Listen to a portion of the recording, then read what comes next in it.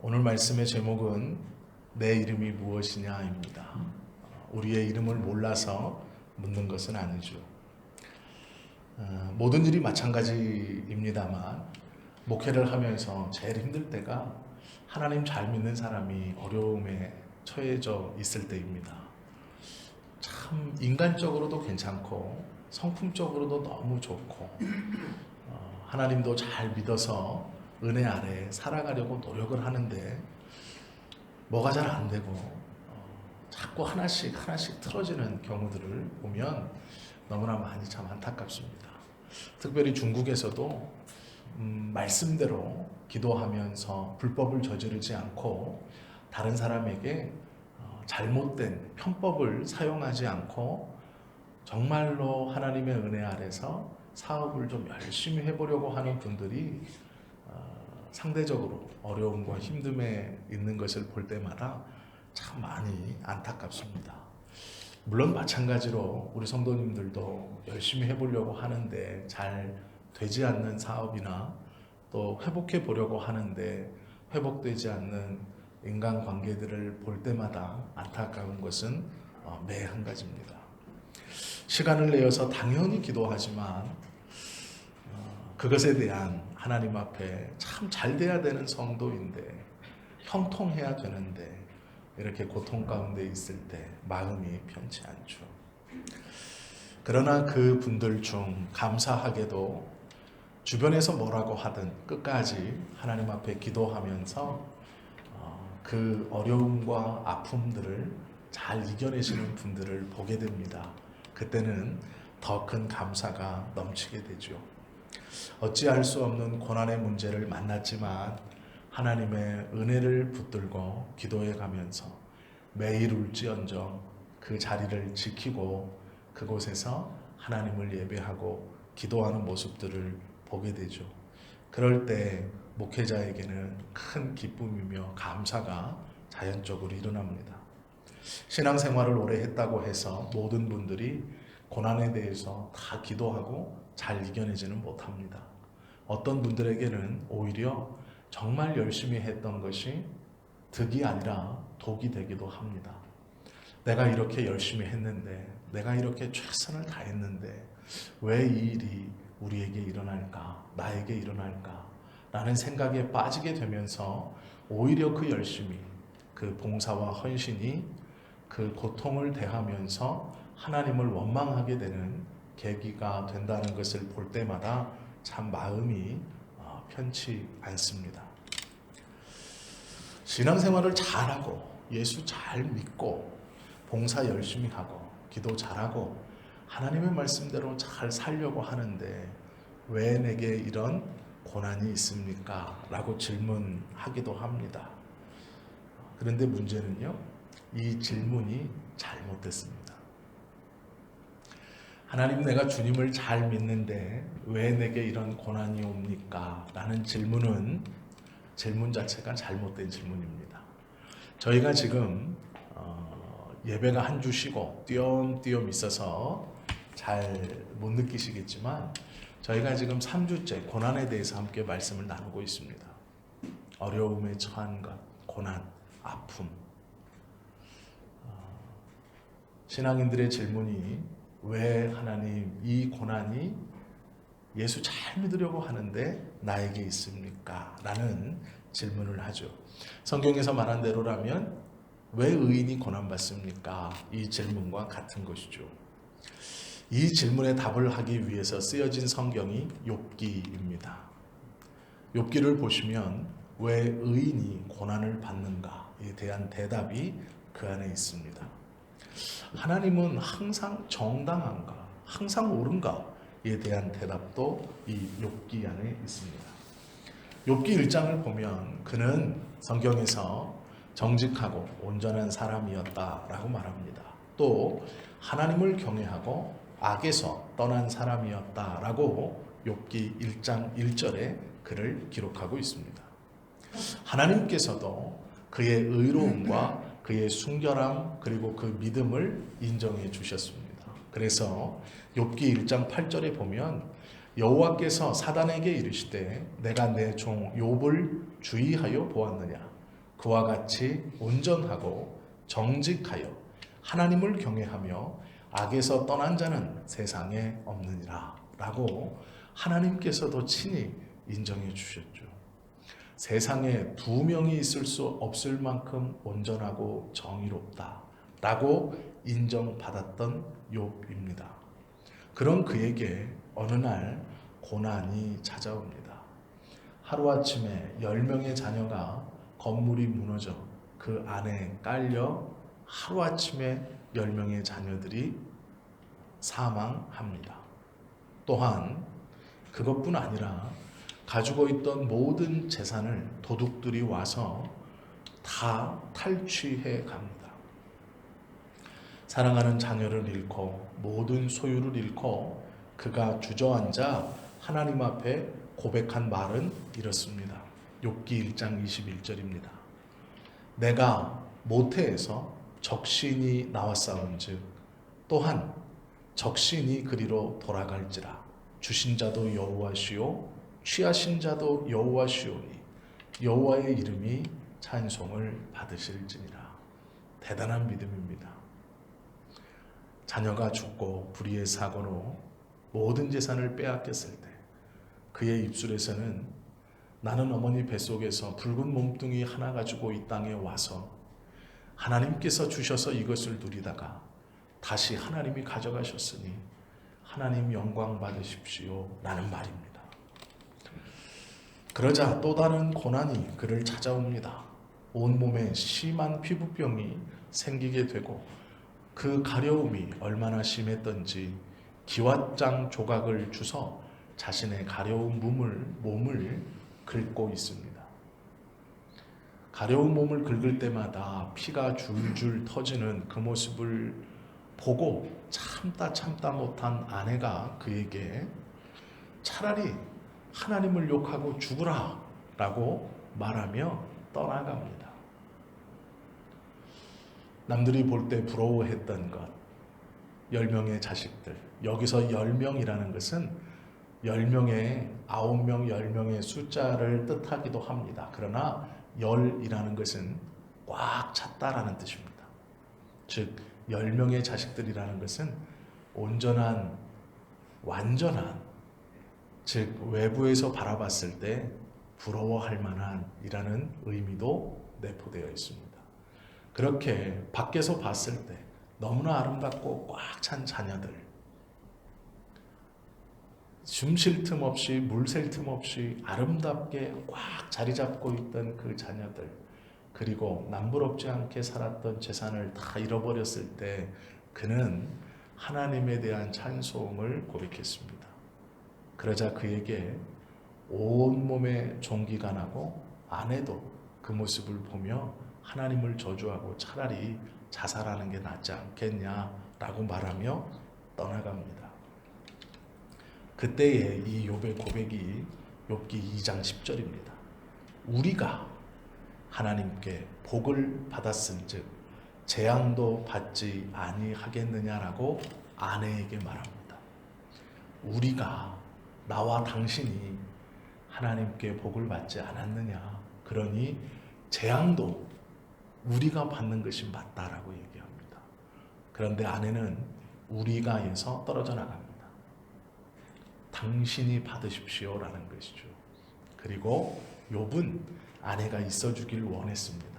그래서 우리라는 말을 강조합니다. 그런데 아내는 떠나버립니다.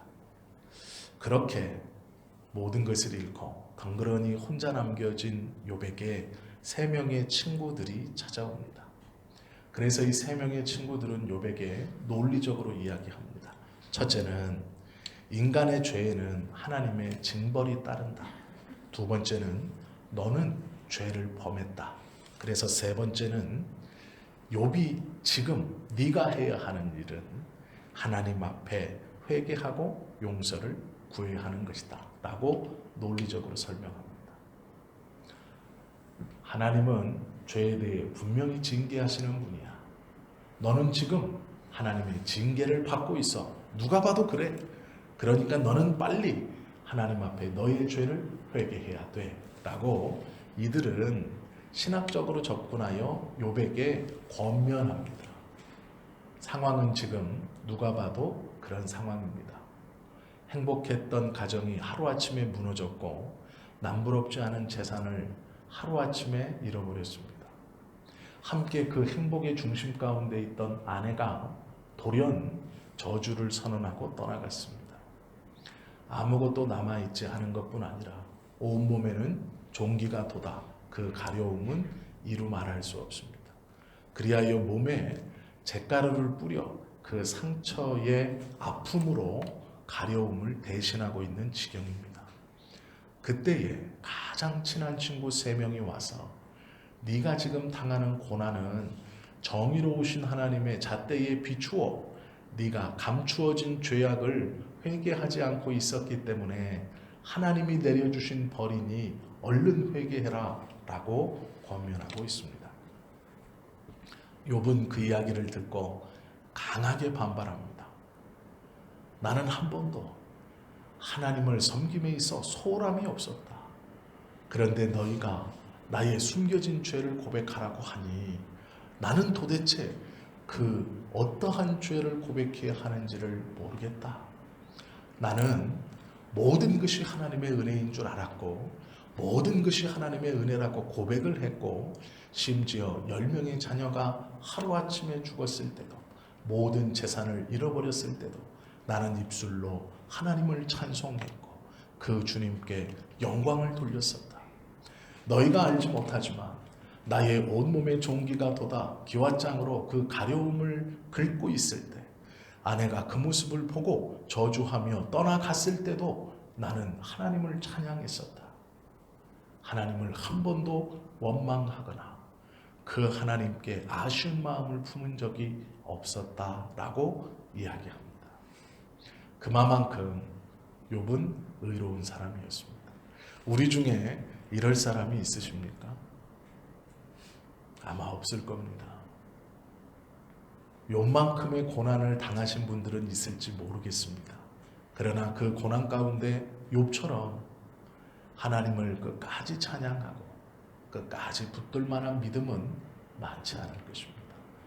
특별히 하나님도 욥을 보면서 그와 같이 의롭고 정의롭고 나를 사랑하는 자는 없다라고 선언하실 만큼 그러한 고백을 우리가 드릴 수 있고 받을 수 있냐라는 것이죠.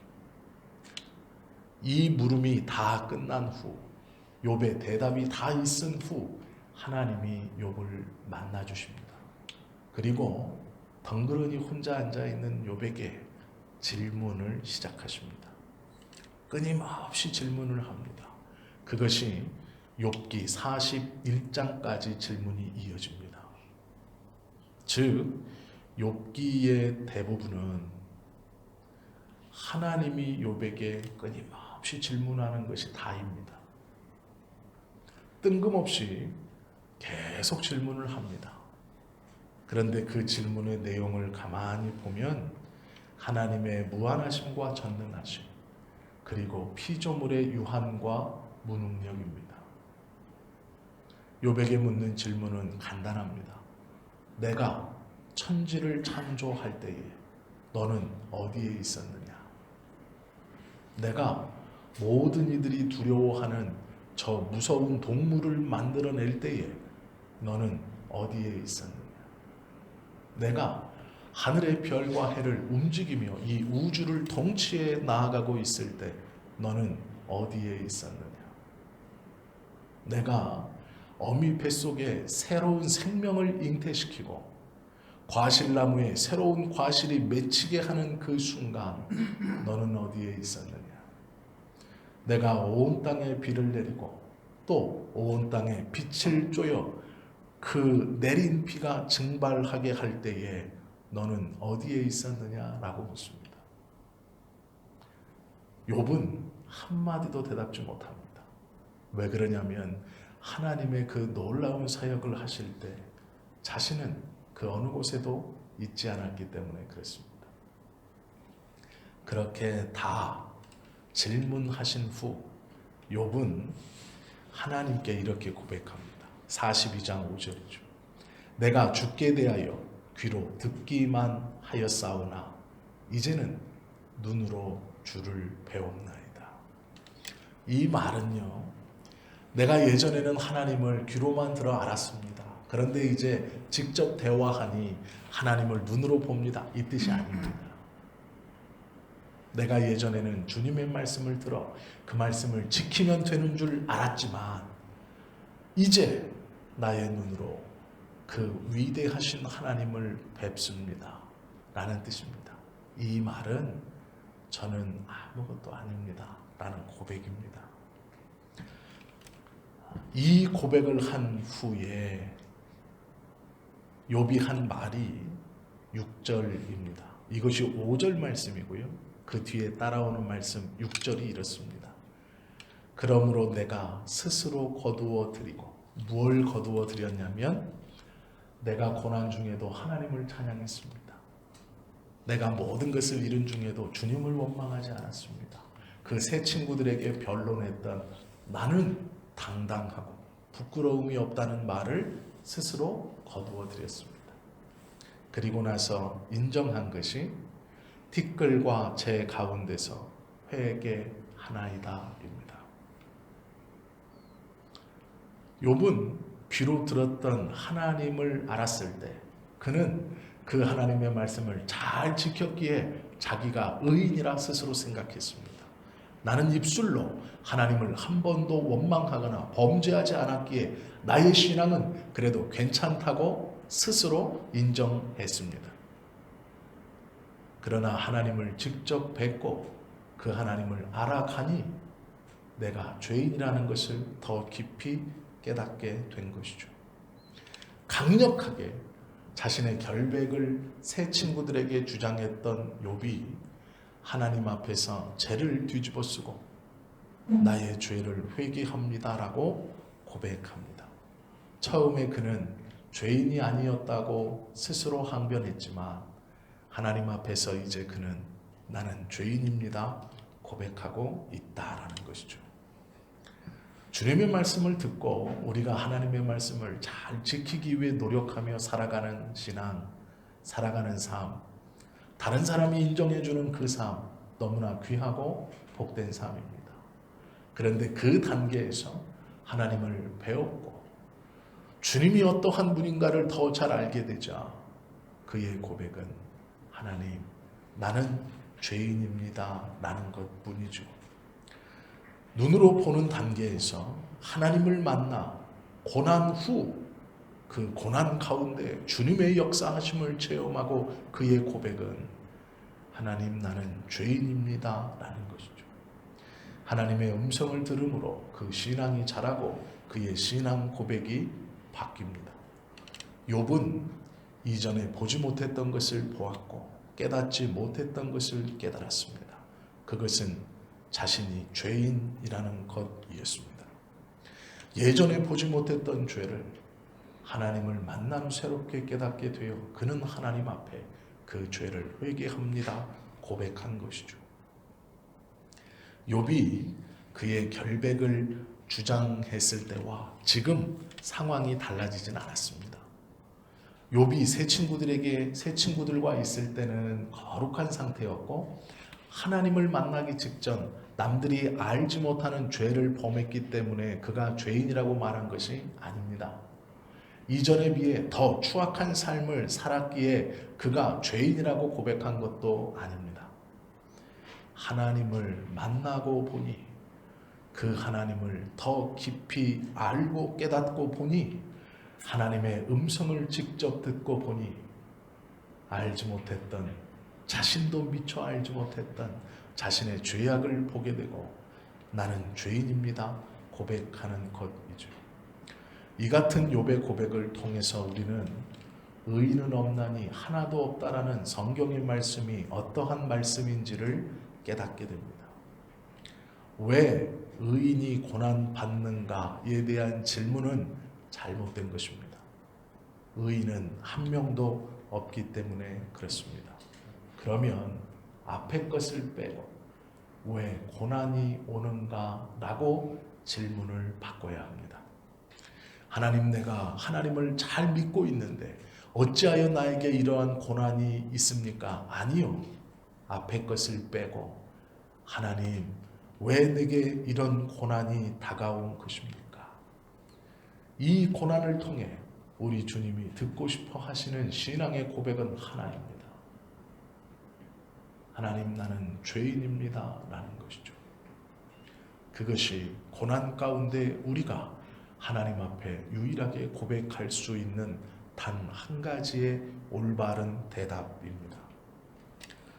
욥은 죽게 대하여 귀로 듣는 단계에서 하나님을 만나고 자신을 죄인이라고 스스로 고백했습니다. 이러한 유사한 예를 우리는 바울을 통해서도 보게 됩니다. 예수 믿는 자를 옥에 잡아 가두는 역할을 했던 바울은 다메섹에서 예수를 만나고 변화되어 아라비아 광야로 들어가 하나님과 깊은 교제를 나눕니다. 그리고 안디옥 교회의 초청을 받아 그 교회에서 함께 아볼로와 사역을 시작합니다. 그는 예수님을 믿는 자들을 조롱하고 박해했고 옥에 가두려고 했던 자신의 과오를 기억했기에 누구보다 열심히 했습니다. 주님의 복음을 위해서 최선을 다했습니다. 그는 주님의 나라를 확장시키고 자신이 하나님과 믿는 자들에게 범했던 그 조롱과 죄를 기억하고 그 악을 기억하고 자신의 변화된 삶을 증명하고자 최선을 다하여 살았습니다. 바울은 하나님의 사역을 열심히 한 AD 59년 고린도전서 15장 9절에 자신을 여러분, 저는 사도 중에 지극히 작은 자입니다 라고 고백합니다. 그리고 5년이 지났습니다. 쉽게 말하면 59년에 편지를 쓰며 고린도에 있는 성도들에게 이 편지를 쓰는 저 바울은 핍박자가 아니고 예수님의 부르심을 다메섹에서 받아 아라비아 광야에서 하나님과 깊은 교제를 나누고 안디옥 교회의 부름을 받아 그곳에서 아볼로와 함께 최선을 다하여 사역하다 이제 이방 선교사로 부름을 받아 당신들에게 편지를 쓰고 있습니다 라는 그 편지에서 사도 중에 지극히 작은 말재입니다 라고 겸손히 자신의 신분을 고백하는 것이죠. 그런데 5년이 지나 64년 예배소 교회에 편지하면서 그는 자신을 가리켜 이렇게 말합니다. 모든 성도 중에 지극히 작은 저입니다. 이렇게 말하죠. 바울이 본격적으로 사역을 시작했던 5년 동안 예수님을 처음 믿어 5년의 시간이 흐른 후 그가 나태해져서 이렇게 고백한 것일까요? 아닙니다. 그가 남들은 모르게 조금 루즈하게 생활하고 처음 열심히 조금 꺾여 내 생각대로 요령을 부리며 살았기 때문에 편지를 쓰며 그래도 내가 이제 사도라고는 말 못하겠다? 아닙니다. 주님의 은혜를 더욱더 깊이 묵상하고 하나님을 더 잘 이해하게 되니 그는 자기 자신의 호칭을 사도에서 성도로 떨어뜨립니다. 그리고 그 성도 중에서도 가장 작은 저입니다 라고 말합니다. 그리고 바울이 죽기 얼마 전 그가 마지막으로 디모데에게 편지를 쓸 때 그는 자신의 신분을 이렇게 씁니다. 죄인 중에 내가 괴수이다 라고 씁니다. 그의 사역 말미에 그의 청춘을 다 바쳐 주님의 일을 한 다음 이제 그가 노년에 자신의 신분을 무엇이라 고백하냐면 죄인 중에 우두머리입니다 라고 고백합니다. 그는 처음에 자신을 사도 중에 작은 자라고 칭했습니다.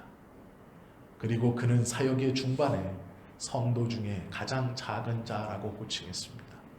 그러나 그는 자신의 노년의 자신을 괴인 중에 괴수다, 도둑놈 중에 자기가 우두머리입니다 라고 칭합니다. 죄인 중에 가장 큰 죄인이다라고 칭합니다. 바울이 자신의 사역을 이어가면 이어갈수록 하나님의 일을 더 깊이 감당하면 감당할수록 스스로에 대한 호칭이 사도에서 성도로, 성도에서 죄인으로 바뀌는 것을 우리가 보게 됩니다. 시간이 지나며 바울이 범죄했기 때문이 아닙니다. 게을러지고 나태했기 때문이 아닙니다.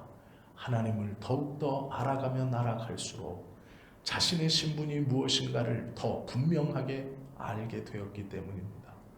자신의 최종적 신분은 도둑이었습니다. 죄인이었습니다. 그것이 성도의 바른 유일한 고백입니다. 죄를 더 범했기 때문도 아니고 선교 사역을 잘 감당하지 못했기 때문도 아닙니다.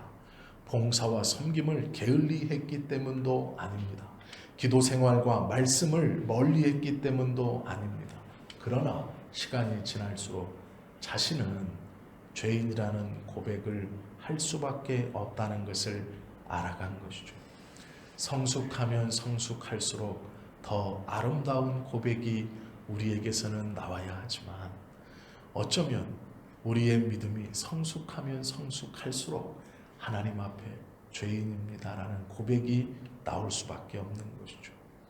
어떠한 성도가 가장 성숙한 성도입니까? 예수를 오래 믿은 사람이 아닙니다.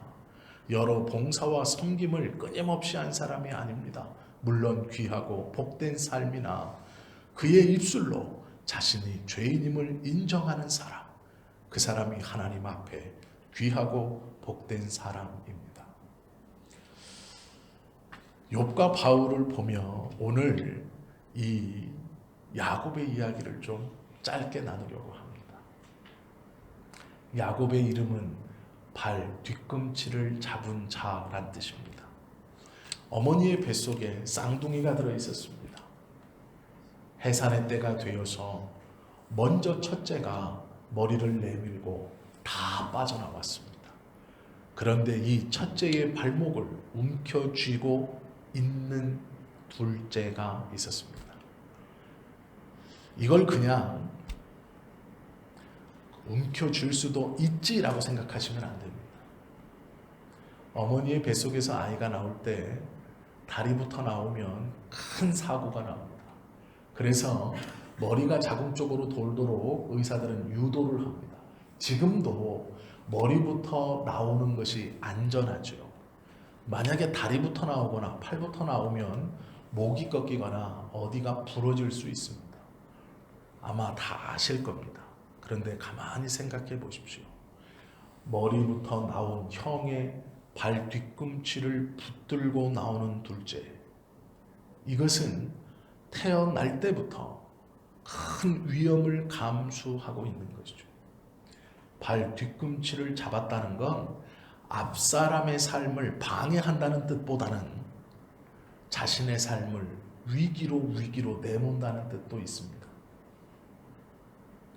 뒤꿈치를 잡았다라는 것은 굉장히 위험한 일입니다.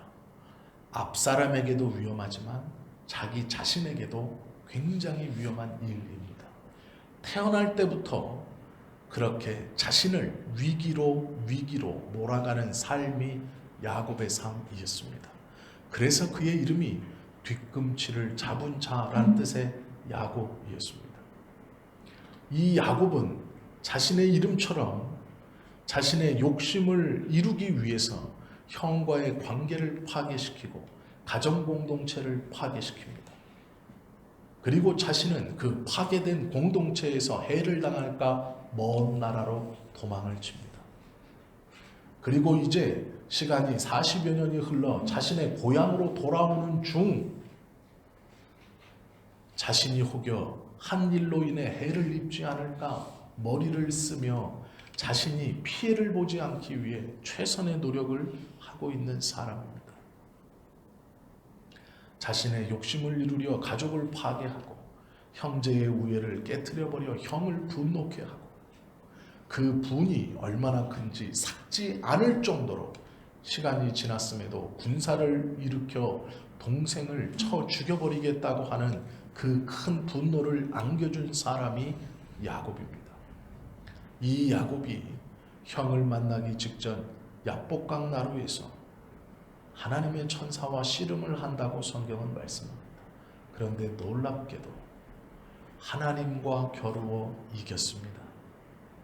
생각해 보십시오. 피조물은 창조자를 이길 수 없습니다. 인간은 하나님을 이길 수 없습니다. 이긴다는 것은 불가능한 것입니다. 그런데 하나님이 야곱을 보고 이겼다라고 말씀합니다. 이유는 하나입니다. 야곱이 씨름을 잘해서가 아닙니다. 야곱이 전술을 잘해서가 아닙니다. 우리가 아는 것처럼 끈질기게 매어달려서 아닙니다. 부정한 자도 끈질기게 기도하면 들어주신다. 야곱을 봐라. 아니요. 그건 성경을 잘못 해석하신 것입니다. 끈질기게 붙들려 있기 때문에 이긴 것이 아닙니다. 하나님이 야곱에게 승리자라는 그 이름을 바꾸어 주신 이유는 한 가지입니다. 내 이름이 무엇이냐? 라고 물은 질문에 네, 야곱입니다. 그 야곱입니다라는 고백은 발 뒤꿈치를 잡는 자입니다. 이 이름은 수치의 이름입니다. 고백하지 않아야 될 이름입니다. 우리로 말하면 내 이름이 무엇이냐라고 물었을 때 제 이름은 다른 이를 곤란하게 하고 가정을 파괴하고 형제를 비아냥대며 그에게 분노를 심어주는 자입니다. 라는 대답과 같은 것입니다. 야곱은 제 이름이 야곱입니다라고 말했을 때 그의 전생애의 모든 죄악과 욕심을 고백한 것입니다. 저는 태어나면서부터 다른 이의 삶에 발 뒤꿈치를 잡아 끄는 자입니다. 라는 고백입니다. 내 이름이 무엇이냐라고 물렀을 때 야곱은 머뭇거리거나 침묵하지 않았습니다. 그 이름을 묻는 그에게 저는 야곱입니다. 발 뒤꿈치를 잡아 끄는 자입니다. 가정을 파괴시킨 자입니다. 형제의 믿음을 저버린 자입니다. 제 욕심을 위해 거짓을 밥 먹듯 행했던 자입니다. 라는 고백입니다. 즉 이 말은 저는 죄인입니다. 라는 말과 같은 뜻입니다. 그때의 하나님이 더 이상 너를 죄인이라고 부르지 않고 승리자인 이스라엘이라고 부르겠다 말씀해 주시는 것이죠. 이게 어떻게 끈질기게 붙들고 있어서 받는 축복입니까? 아닙니다. 야곱입니다. 죄인입니다. 라는 그 고백 때문에 하나님이 그 고백을 들으시고 승리자다. 너는 선택되었다라고 바꾸어 주신 것이죠. 우리가 주님 앞에 드리는 신앙의 고백은 하나밖에 없습니다. 죄인입니다. 하나님입니다. 그것이면 족합니다. 그것이면 하나님께서 가장 원하는 우리의 신앙의 대답입니다. 너의 이름이 무엇이냐? 라는 말을 오늘 우리에게도 물으실 겁니다.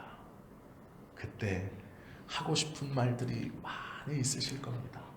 그러나 죄인입니다. 하나님. 그 한마디면 족합니다. 제가 이름을 대면 다 아는 목사님 한 분이 아주 유명한 분이 계시죠. 조금 더 힌트를 드리자면 교회가 여의도에 있습니다. 그런데 이 분이 대조동에서 천막으로 개척을 하고 그곳에서 거적대기를 쓰고 있는 안진뱅이를 기도로 일으켰습니다. 그리고 교회가 부흥했습니다. 여의도로 옮겨서 이름을 바꾸고 교회가 크게 부흥되었습니다. 그러면서 전 세계를 돌아다니며 하나님의 말씀을 전했습니다. 그가 그때 자신의 이름을 바꿉니다. 조 다윗. 그리고 세계를 돌아다녔습니다. 그리고 나서 성에 안 찼는지 또 한 번 이름을 바꿉니다. 조 바울. 그리고 마지막은 조 폴이라고 합니다. 조 베드로란 뜻입니다. 그런데 지금 그의 이름은 자신의 본명을 쓰고 있습니다.